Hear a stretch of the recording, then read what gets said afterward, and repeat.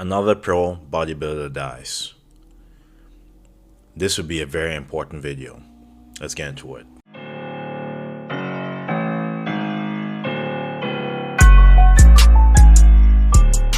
This in bodybuilding and fitness generally lately, and I feel kind of bad for it, but it's also always a really important moment to take consideration for the lifestyle that these people live. Deaths in bodybuilding. Deaths. And this is something where a lot of people used to say, show me the bodies, referring to the deaths in bodybuilding, because people would say, bodybuilding sounds risky, people are dying. But what those people would reply, the people in opposition to the people saying it's risky, is that, well, quite frankly, we just see it because they're on the cover of the news. They're on social media. We see them front and center. In a movie called Bigger, Stronger, Faster, John Romano says, show me the bodies, referring to the fact that this kind of thing just doesn't happen as frequently as we tend to perceive that it does. Well, how come we hear constantly in the news that people are dying from taking steroids? Show me the bodies. It's a form of body dysmorphia. When you cannot see when something is wrong, especially when enough isn't enough. This is why I'll never compete. This is why I'm just against doing it to compete against other people. If you do it for longevity, do it to be able to be more confident, to have more capabilities, and to just like what you see in the mirror. That's different than taking it to extremes, because this is extreme. I can't imagine being a bodybuilder. I'm not a bodybuilder, despite of what people say. This is a lifestyle I don't know how they maintain, but it speaks to how many of them are dying before their 40s. It's not something you can maintain. It's not something you can do long term. And it speaks to why, like I said, so many are leaving us before 40. Alexander didn't die from steroids. I trained with him for 2 years. He didn't die from steroids. I know he died from a brain tumor. And I genuinely think that this channel right here is a testament against that entirely. It's a hard line which shows that bodybuilding and correlated things is very dangerous. And the inverse of that justification is that the amount of people who we do not hear anything about who died because of steroids, or who died because of use to something congruent with steroids. We don't hear all of them. We just hear the bigger named individuals. And what's even crazier, due to the sudden increase in professional athletes in general dying, there's been a lot of data that's been constructed around this concept and model. In fact, here's a graph which shows an insane feature, which is basically how many professional athletes die based on the... Let me see. Amateur, professional. Risk of death, 0 to 10 years. Well, he's about to explain the graph, I guess. On the length of time that they've been competing. And you can see the risk exponentially increases as the duration of time in competing grows. And this is going to be hypercritical for today's video. Now, the person in today's video is Jason Lowe, and I want to start the video entirely by saying that I'm sorry to his family, his friends, any loved ones that were close to him, and I hope that you're working through this pain right now. Damn. So Jason Lowe. I saw a thumbnail 38. Yeah, he died before his 40s. Crazy. Condolences to this person's family. I don't know the person. I don't follow bodybuilding. This just came on my feed, and I felt this would be an important video to witness and try to learn from. Now, and it is very unfortunate what happened. This video is in no way to besmirch him or say that he was doing things wrong. Rather, it's going to be a point in time where we can probably talk a little bit seriously about some of the things around bodybuilding and fitness influencing and all that shit that nobody's talking about, quite frankly. Jason Lowe was a 38-year-old IFBB pro, and he genuinely was a good Olympia competitor who literally poured his entire life into bodybuilding, and that is not an exaggeration. His earliest posts on Instagram, The earliest, back from 2013, were about bodybuilding. Before I even graduated high school, this man was actively competing and already very well accomplished. I mean, to put this into a grander perspective, the guy has been competing for longer than most people have been even going to the gym. Jason went Yeah, that's true. Yeah, I would have been in university at that time as well. Crazy. That's a long time to be abusing whatever he was abusing. Like, that's a long time. That's 13 years ago.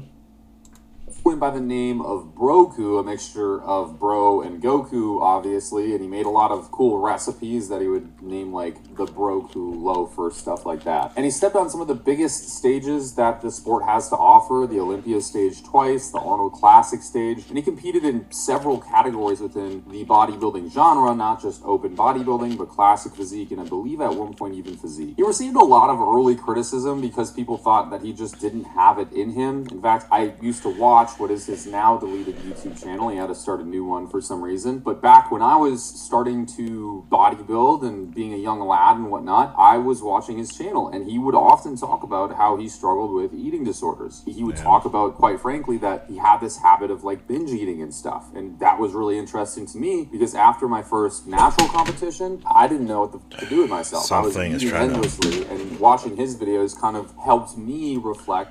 That almost hit me in the face. Thank God I caught it. But to expand on the point of eating disorder, that's something a lot of individuals suffer with within the fitness space.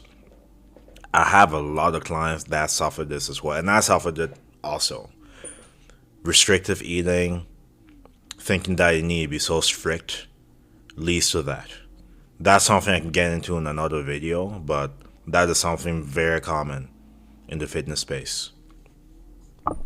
You don't know what you don't know until you deal with it and then grow and mature and realize that you don't need to deprive yourself. That, hey, this is kind of normal and people are working through this alongside of me that have been doing this longer than me, which is really cool. But that was also a point of contention for a lot of his, I guess, spectators. And that's also a testament to really how difficult bodybuilding can be. Decades of experience under your belt, you can still have these sort of cracks within your lifestyle because the sport itself is so challenging, which shows you really how good you have to be in bodybuilding, like genetically elite you have to be a contender for the top of the top. You can't just be huge, you also can't just be aesthetic, you have to be the perfect blend of both, and that is a genetic lottery going on. Because to you and me, his physique looks wildly impressive, but to a lot of people, and fortunately the judges too, it never really added up to much. Jason was also a husband. His wife Ashley Lowe called him a wild child when reporters reached out to her for some comments. That's so sad. Saying that he was always a yes man. She also said that he wrote poetry and music, and that he had so many pieces of his soul that no one ever got to see. That he carried dark battles that would have broken most people. Clearly he was suffering, and I think that's pretty fair too. I think a lot of bodybuilders, as we've talked about before, have a little bit of mental trouble. There's a little bit of depression and anxiety and tumultuous mental flux. We can call it that. That, I think, is in part. Honestly, when I look at any bodybuilder that's successful, I do not envy them. That kind of lifestyle is just not the type most people can live. It's not. And it's honestly one I don't recommend. Unless you're serious about this, I would advise against it. It's something I've never cared to do. It's something I'll never do. And I hope that if I'm speaking to you, you strongly reconsider if you don't have a strong reason why. Because, I don't envy them. It's a tough lifestyle based on what I've observed and based on how many individuals aren't here anymore as because of it.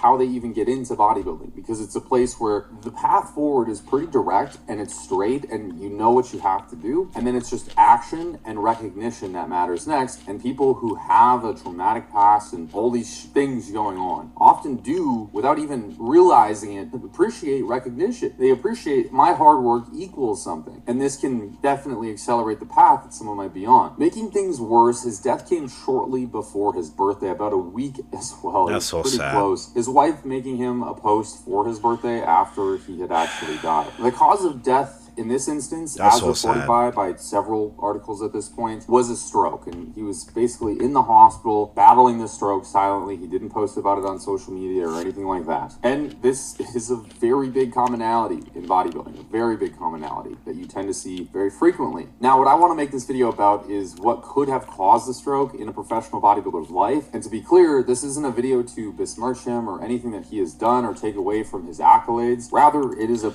Same here. I'm not reacting to this video to throw shade on him or anybody that does bodybuilding. I'm just here to learn from the experience and offer up my perspective on what I'm learning. That's it.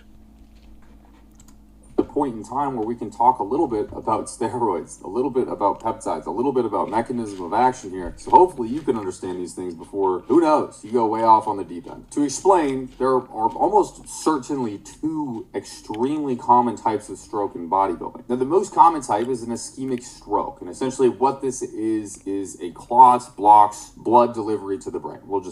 It's quite simple in that context. It is strongly linked with atherosclerosis, as well as, really important, hypercoagulability of blood, which basically means the potential for your blood to clot, but also the thickness and viscosity of it. Then there's hemorrhagic strokes, which is basically when a brain vessel ruptures, often due to overly high blood pressure for a chronic period of time, aneurysms, or generally very fragile vessel walls. Now, the reason that these are most common in bodybuilding is because their causes are direct, essentially, causes of using steroids. High blood pressure, hypercoagulability of blood, these kinds of things are what you kind of get when you affect that sort of renin, angiotensin, aldosterone system that we talk about a lot, but also really... This is a very informative video. I didn't know all of this. This is awesome.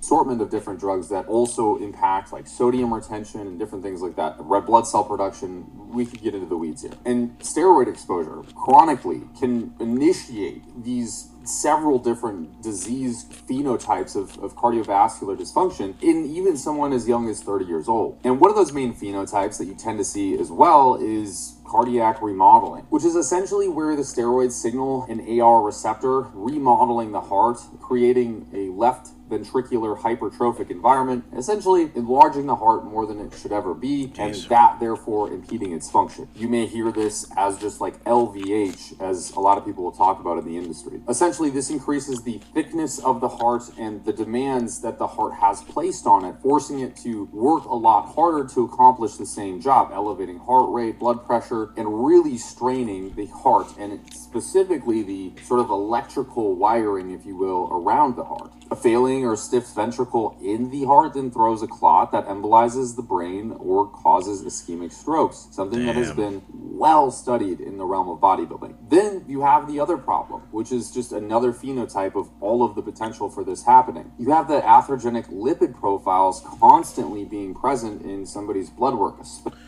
That's scary, man. Oh no, what did I do? Exposure to antibodies far higher than general population and gets an accelerated state of potential CVD so fast. Like, it's crazy the data that's on this, you guys. It's like lipidology is a really complex science, but it is in fact super important to understand, because it's like the things you do in bodybuilding, eating 1,000+ grams of carbohydrates, having chronically high blood glucose. That is so much. On the high end, I'm getting at least 300 grams of carbohydrates. So think about 1,000. With 300 grams of carbohydrates, I'm around 3,000 to 3,500 calories, depending on the percentage of carbohydrates from my calories. That's insane. 1,000. Jesus. That's torture. I would not want to eat that much. That's torture. having high blood pressure, having high heart rate, all of these things, especially, by the way, using the drugs, obviously, all of these things correlate directly to increasing apolipoprotein Bs and really initiating those changes within our lipidology that cause issues like this. In fact, case reports show a literal 6 times increase in artery disease, even with just a very short-term exposure to anabolics. But then again, you have this problem with the non-morphology related high blood pressure. Never start doing it. Never start. I'm blessed to have a combination of mindset, better than average genetics, and patience. I guess you can show patience with mindset and above average genetics. I'm blessed with both of those things, because if I go back in time, I'm younger, I see how big people are on social media, and I get in the mindset of comparing myself, that is what will lead to thinking that this is required. I'm blessed I didn't look that way. I'm blessed I thought, if I just do this, maybe I'll get bigger. And at a certain point, I will stop getting bigger, but I'll start to look better, have more definition, and so on and so forth.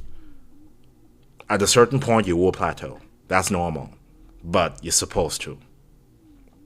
Not everybody can keep getting bigger. That's just not a good thing. Enhance what you already have naturally. I don't recommend surgeries. I don't recommend PEDs, drugs, all of that. I just don't.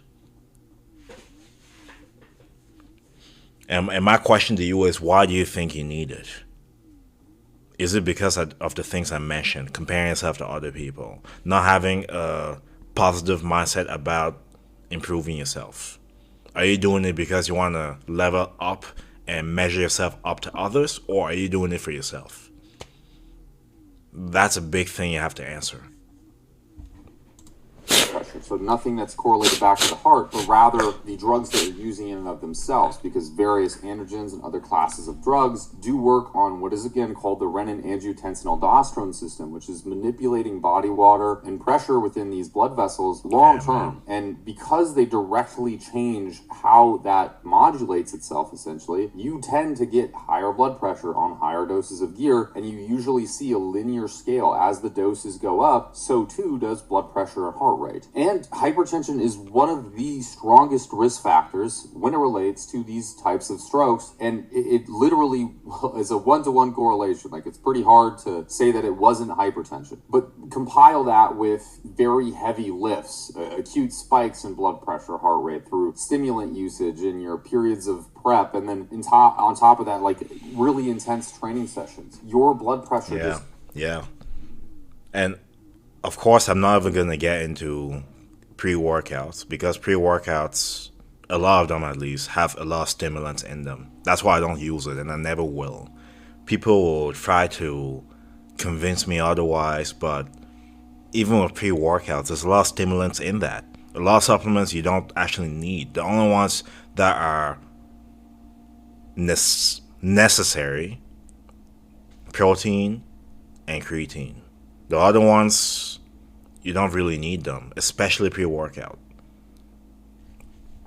I felt like I needed to say that.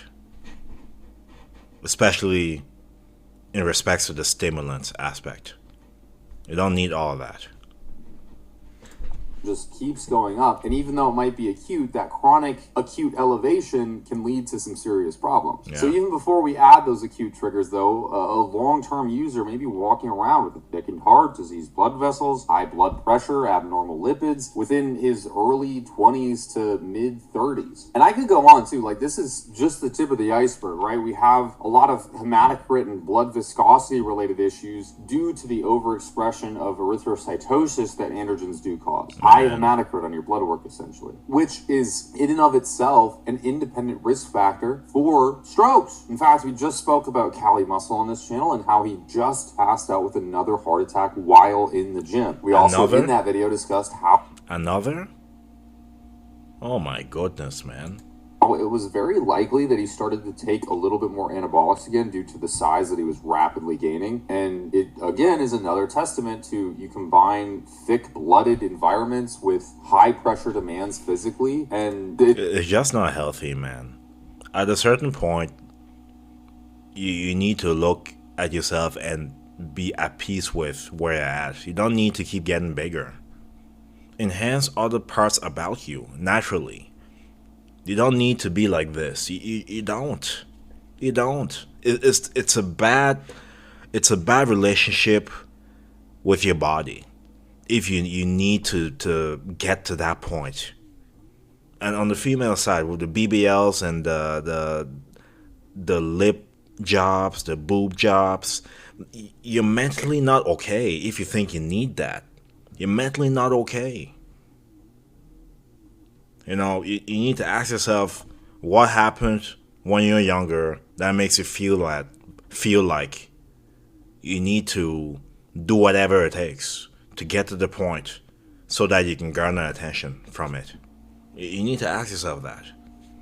At a certain point, you need to come to that realization. You don't need all this. You don't. And on the flip side of that, there's people that think money fills that void. That think sleeping around fills that void. You know, there's different levels to handling trauma. You know? I don't know. I don't know what the answer is, but that's a different topic for a different video. It's a recipe for disaster. And this isn't just with steroids, which I think a lot of people colloquially label as like, this guy's taking steroids. But there's so much more under that umbrella. You have selective estrogen receptor modulators, which functionally also are a risk factor. You have tons of thermogenic molecules, clenbuterol, thyroid, DNP, you could keep going down the list. You have various forms of growth hormone, insulin, and tons of other peptides. But as complex as all of these mechanisms can be, there is honestly a good way to, as like an insurance policy, I guess you could say, make sure that these things aren't happening long term and also protect yourself. Those are obviously going to be more medications, which I don't like throwing medications on top of medications to treat an outcome that you're self-inducing, but sometimes these guys are going to compete, they're going to be jacked on Instagram, they're going to do whatever they can do, and they're not going to stop even if you tell them to. So the best thing that you can do is give them tools to protect themselves long term. And obviously, one of those first things is just respecting your body, taking a shit ton of time off of steroids, right? Not blasting for 6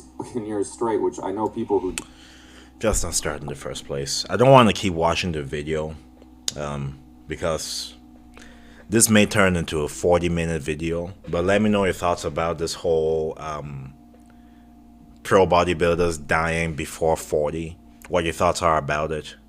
What you would tell somebody that is close to you that is thinking about doing it. What you tell them. Because I would certainly say, if your why is not strong, if there's not a strong reason why, I would recommend against it. Really. There's other ways to make money. There's other ways to feel more confident about yourself, as opposed to going into professions that puts your body on the line. Legit. That's also another reason why I stopped boxing. I'm not gonna get my face destroyed, my brain destroyed, because I look cool on Instagram. I'm just not gonna do it. There's certain things you have to say no to for longevity. There's certain things you have to. Anyways, I digress.